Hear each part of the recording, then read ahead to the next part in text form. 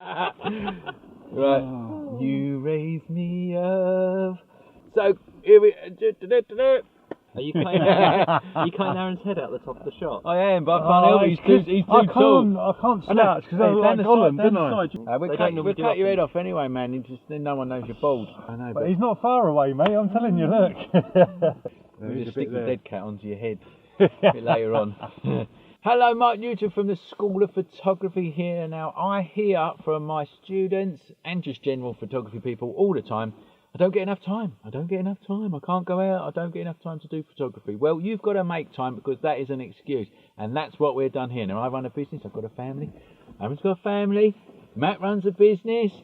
We make time. We've booked 3 days away in the New Forest in England. And all we're going to do is take photos, do videos, have a couple of beers along the way, I think, as well. I'm calling it the Jolly Boys Photography Outing.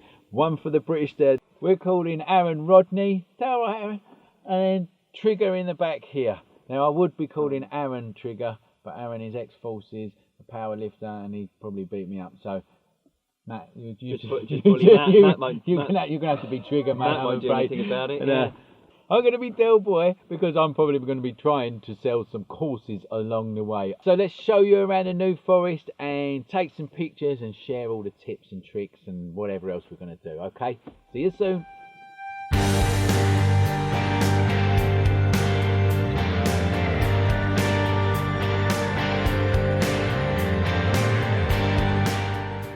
So in the New Forest, they do this. They burn what's called gorse. It's a plant and it grows everywhere, and every now and again they just burn fields of it to clear space for, you know, the horses and the cattle and stuff like that.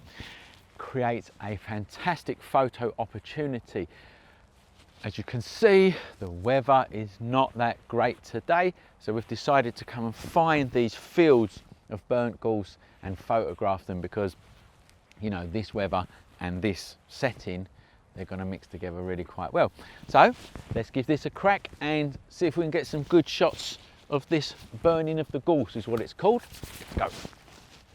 So I'm going to start with an ultra wide angle, I think, for this shot, just to see how it goes. So I'm going to use a full frame camera. I'm going to use my 5D. I'm going to put a 16mm lens on and just see what happens. That's my starting point, and that's what you do really. You see a scene, and what I'm really liking about this is the black against the green, and I kind of want to get a really wide angle shot looking down on it, if you like, or up and down. And the idea is I'm going to get all of these sort of black charcoaly bits of wood, if you like, with these green sprouts coming out of the middle or in between them, and let's give that a go, eh? It's like the apocalypse, you know, like the greenery's trying to grow back through all the death. As normal, I think I'm changing my mind. I'm not going to go high, I think I'm going to go low, as a matter of fact. Good thing about having, you know, random burnt twigs everywhere, I don't know if they're called twigs, I don't know what to call them, to be honest. They're not logs, they're not twigs, they're sort of in between. But the good thing about having these everywhere is that you can use them to lead yourself, or you lead the viewer through the frame. So I'm going to try and find some that are going to come through the frame basically, and I'm going to go low and take a shot. Yeah, that's not bad. That's not bad there. That one's not bad. Oh, look at this over here. It's all much to muchness, to be fair. Okay. I might have found it. Right, I think I might have found the shot. The exposure is actually telling me if I want it to be on ISO 100, the f16, which I do want it to be, the shutter speed is 1/5 of a second. There's no way I'm going to hand hold it at 1/5 of a second. So I'm going to need to grab a tripod, set myself up and get this shot. Okay. When I say grab a tripod, what I mean is I'm going to need to nick Aaron's tripod because I left mine in the car, and then I'm going to get the shot. Only me would find the actual spot out of all of this field to take a picture, and where I actually have to take the picture is a pile of horses crap. But you know, this is you have to step in crap for your art sometimes. Right, and I want to get really low as well. Come on. Get the drone out in a minute. I think that drone's going to be wicked over this. And you know, worst case scenario with the drone, we can just chase Aaron with it. Now I don't normally like looking at the live screen, especially outside, because obviously it doesn't give you a true representation of what's there, because you're looking at a screen and it's reflecting and stuff like that. But let's face it, there's no way I'm going to get and look through that. So that is where live screens come in handy. This is looking quite cool, as a matter of fact. It's quite a nice composition. I'm going to come up slightly. So I'm using Aaron's tripod. It's got a ball head on. I am not a major fan of ball heads, especially when it comes to landscape photography, because I like the pan and tilt head. Because for instance here I'm trying to get the horizon straight. With a pan and tilt you just turn one handle and you twist it and you get the horizon. But with this it's just a bloody mission, mate, I'll tell you. But then other people out there will swear blind by ball heads for landscape photography. And that is up to them. Just giving you my opinion. So I'm ready now, I'm composed, everything's good to go. I've got it on ISO 100, f16, and I am going to bracket this shot 2 stops either side. The reason for that is it's black, obviously. I am shooting black burnt wood, and yes, it's a grey sky, but in comparison to the black, it's bright. So you've got a contrasty situation. You've got to bracket a shot like this. We might blend them back in together in Lightroom, or at the very least I can choose the best exposure. So the base exposure is 1/3 of a second at the other settings that I just told you. And that's it. Here we go, so quickly.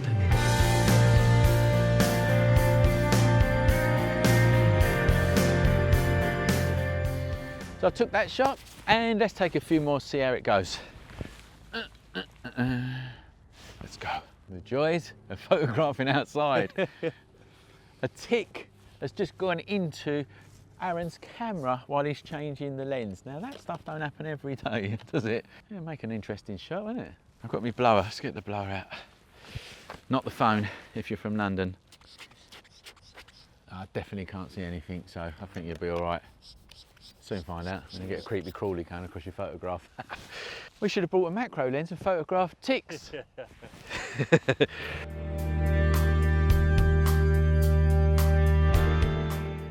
I still want this shot that goes looking down into, you know, with these green patches coming through. And I think the drone shot's going to be the one. We will get the drone out in a minute, actually. Yeah, definitely, yeah. It's great to have all these tools to hand these days, like drones and stuff.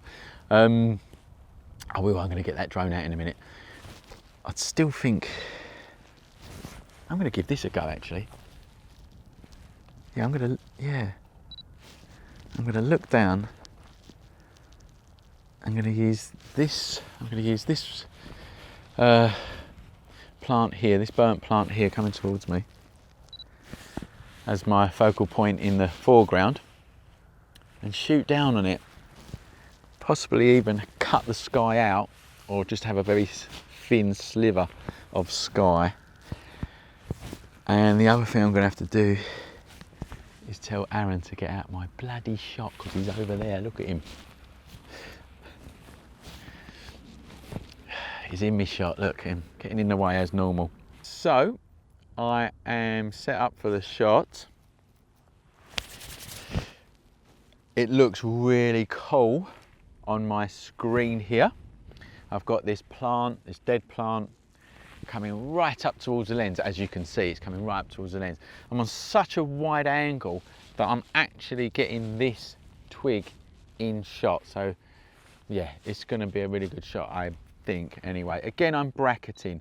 The base exposure here is f16, ISO 100, 1/5 of a second, and I'm going to bracket that 2 stops either side. just so that I can make sure that I get a decent exposure, and then it also gives me the option that if I want to blend it in Lightroom and get a higher dynamic range, I can do that. So it gives me that option. It's a really good thing to do when you're doing landscape shots. And let's take the shot, shall we? Here we go.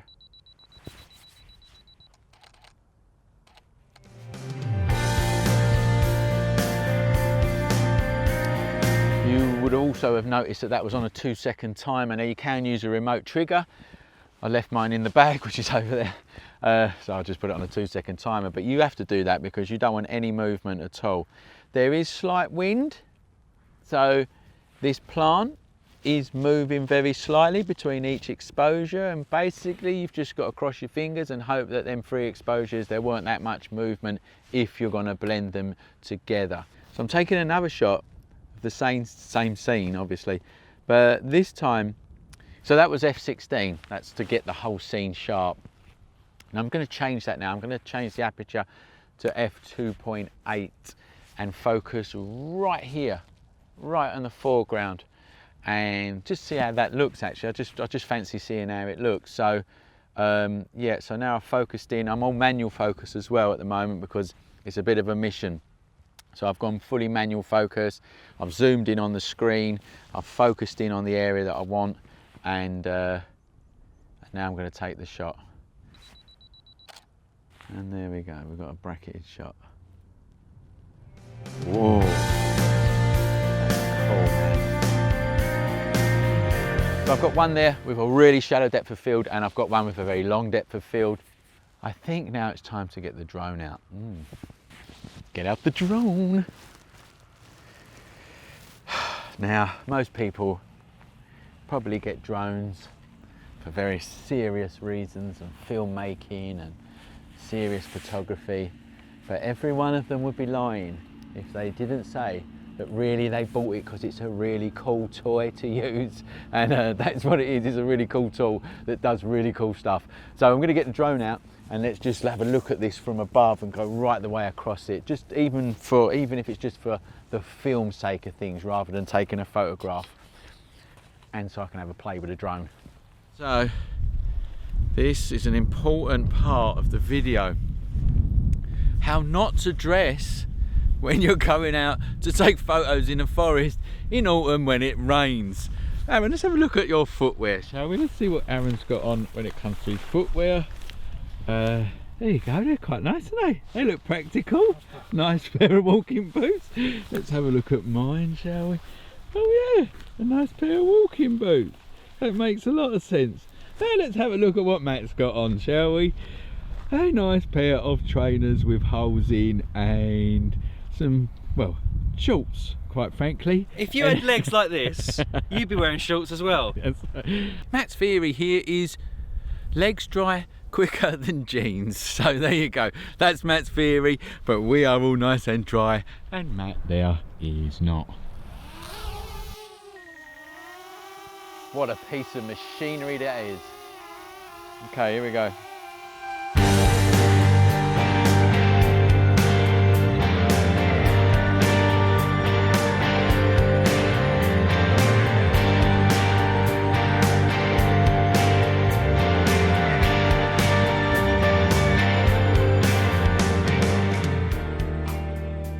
So if you're wondering why we come to the New Forest out of all of the places that we can go, I mean, here is a pretty good reason why. Have a look at this.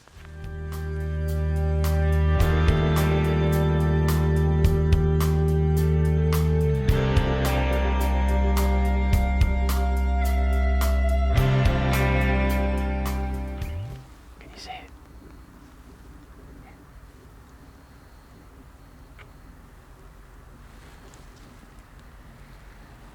There's another one. You see the other one there?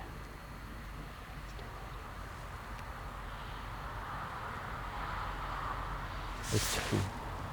There's two. Yeah.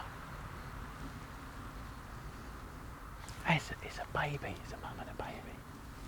Where's the mother in regards to the baby? Oh, there's another one. There's another one.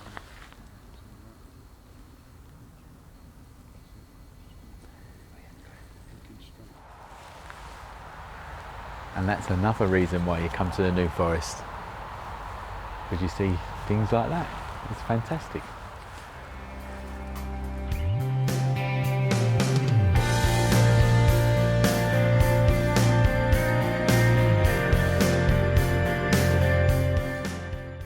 So we come to this part of the forest, absolutely beautiful part of the forest actually, and what we've got is these, well, we're having a debate what they are, but they're like conifers or pine trees, whatever they are, but they're tall, straight trees, and they are absolutely beautiful, and there is loads of them.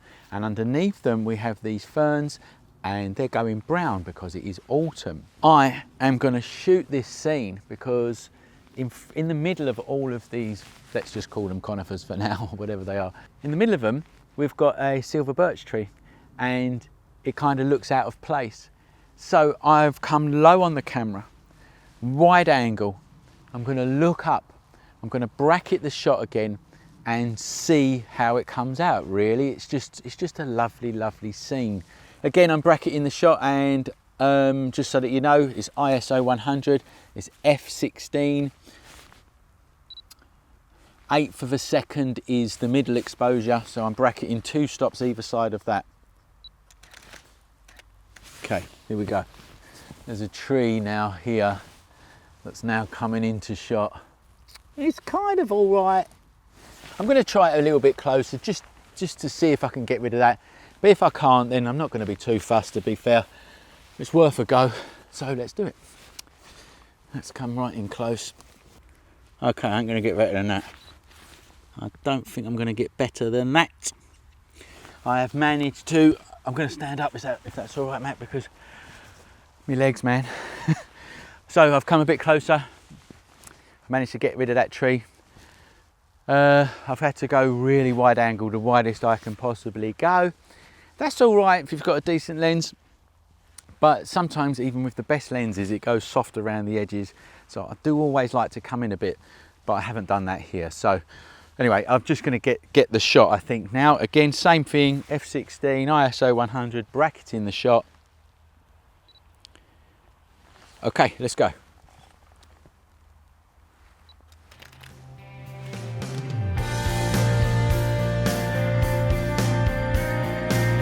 Yes, I like that actually.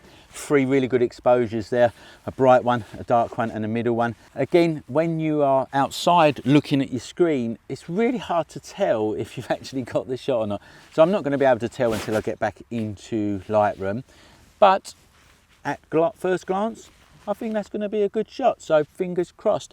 I've got another idea though, with these tall trees. I'm going to put a 50mm on, which is a standard lens. I've got a full frame camera here. I'm going to put a 50mm on, and I'm going to try and do a panorama, but a vertical one. I've never done one before, so yeah, I like trying new things. Okay, so I've got a composition that I want. I actually don't think this is going to work. Like I say, I've done panoramas going that way, landscape. I've never done them going portrait. I've seen them done portrait before, so I know that they can be done. I don't think it's going to work in this particular scene because the perspective is too much. It's going up too far. I'm too close kind of thing as well. But it's always worth a try. I don't know what it's going to come out like. Let's see. And basically what you do with panoramas is you take a shot, you move the camera and you overlap it by about 1/4. Take another shot, overlap it by about 1/4 again.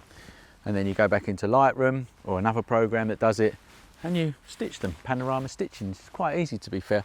And for this shot, I'm going to just try a really wide aperture, just to try something different, because I kind of got it in my head that it's not going to work. So I'm thinking, let's just go nuts and just do something mad. So I'm going to go on to f1.4 and just see what happens. I'm going to try for 3 shots. You know, 1 shot, move it upwards, take another shot, move it upwards, and take another shot. I'm also going to bracket each one of them shots as well, 2 stops either side, and then I can choose when I get back into Lightroom. Here we go, here's the first shot. Cool. Now I need to move it up. So a good thing when you're doing this is that you obviously use a tripod, because then all you do is you can then just pan upwards with the tripod, and then it keeps it, you know, exactly where it should be as it goes up. So let's pan up now. Overlap by about 1/4. Okay, that'll do. Here we go. Very good. And again, overlap by about 1/4.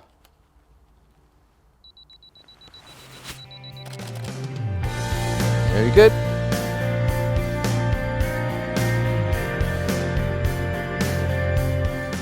Well, who knows how that's going to come out? Hopefully it's going to come out really well. Let's find something else to shoot. So I don't know if you've noticed, but it's not a great day. But that doesn't mean that you still can't get good shots. What I'm going to do now is I'm going to put some movement in my pictures using slow shutter speeds and try and get some abstract effects, because you know, you're out already. You are out, you're taking pictures. Do not let the weather put you off. You work with what you've got. I'm quite simply gonna make these trees, these tall trees, streak by using a long exposure and panning up with my shutter speeds. Gives you kind of an abstract look, and you know, it can look quite cool. It can also look quite bad, but anyway, we're going to give it a go. Just focus on what you want, frame it up nicely. I have got a 50mm prime lens on now, and I quite like that for this kind of stuff because it's an as your eye sees lens, so it kind of boxes things in quite nicely. It doesn't obscure things. And if you imagine we've got these straight lines, a 50mm, a standard lens, you know, it's not going to obscure straight lines, so it makes sense to use a 50mm lens on a full frame camera. So I'm on 1/2 second. I've quite simply put it onto shutter speed priority, put the ISO on 100, put it to 1/2 second, and I'm going to pan up as I take the shot, just like that. And again.